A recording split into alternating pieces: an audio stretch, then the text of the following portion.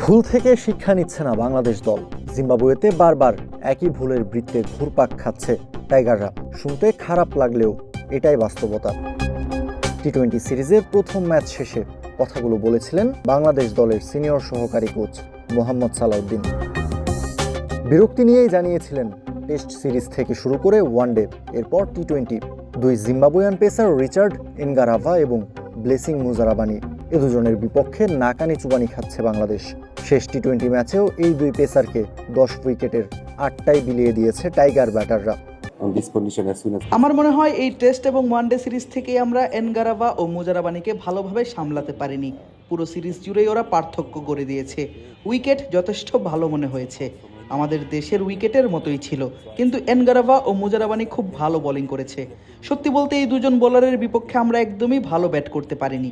জিম্বাবুয়ের এই দুই বোলারের উচ্চতা অনেক বেশি, তাই যে কোনো উইকেট থেকেই ওরা বাড়তি বাউন্স আদায় করে নিতে পারে। পরের ম্যাচের আগে আমাদের মূল চিন্তার জায়গা এটাই হওয়া উচিত, কিভাবে এই দুইজনকে সামলানো যায়, কারণ ওরাই 8টি উইকেট তুলে নিয়েছে। আমাদের ব্যাটসম্যানদের আরেকটু কৌশলী হতে হবে, বিশেষ করে নির্দিষ্ট কয়েকজন বোলারের বিপক্ষে, তাহলে আমরা ভালো করতে পারবো। কিন্তু আমরা নিয়মিত একই ভুল করে যাচ্ছি, এর মানে হচ্ছে আমরা ভুল থেকে শিক্ষা নিচ্ছি না।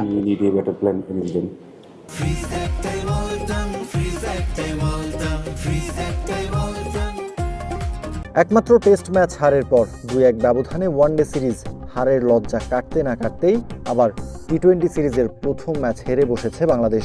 আগামীকাল শুক্রবার সিরিজের দ্বিতীয় ম্যাচ, বাংলাদেশের সিরিজ বাঁচানোর মিশন। এমন একটা গুরুত্বপূর্ণ ম্যাচে কেমন হবে টাইগারদের একাদশ? কোনো পরিবর্তন দেখা যাবে, নাকি অপরিবর্তিত একাদশ নিয়েই খেলতে নামবে বাংলাদেশ দল? প্রথম ম্যাচে নাজুক ব্যাটিং ডিসপ্লের পরও দ্বিতীয় ম্যাচে একাদশে জায়গা করে নেবেন ওপেনার সাইফ হাসান। তানজিদ তামিমও থাকবেন অপরিবর্তিত। 3 নম্বরে যথারীতি দেখা যাবে পারভেজ ইমনকেই। 4-এ খেলবেন ভারপ্রাপ্ত ক্যাপ্টেন তাওহিদ হৃদয় নিজেই। 5 নম্বরে আগের ম্যাচের হাফ সেঞ্চুরিয়ান ইয়াসির রাব্বির জায়গাটাও পাক্কা।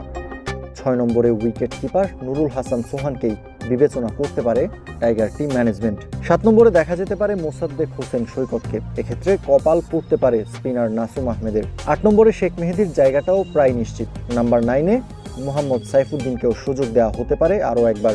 বাকি দুটো স্পট বরাদ্দ থাকবে পেসার নাহিদ রানা এবং তাসকিন আহমেদের জন্য। কাউসার শান্ত, ক্রিক ফ্রেঞ্জি।